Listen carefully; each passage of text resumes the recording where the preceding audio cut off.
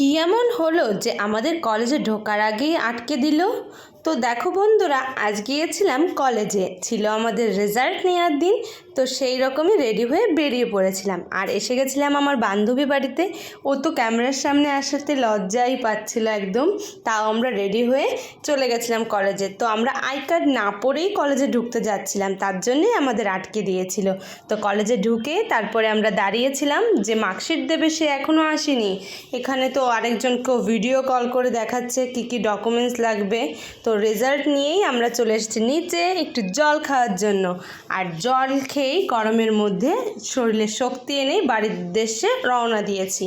তো বাড়ি আসার পথে দেখো আমাদের ছেলে দুজন ওই যে সামনে চলে গেছে আর আমরা দুজন পেছনে যাচ্ছিলাম। আসার সময় আমরা মন্দিরে একটু প্রণাম করে নিলাম মায়ের কাছে, যে আমাদের পরের সেমিস্টারটা যেন ভালোভাবে ক্লিয়ার করে দেয়। তারপরে দোকানে এসেছিলাম আইসক্রিম নিতে, আর আইসক্রিম নিয়ে চলে আসলাম ভাইকে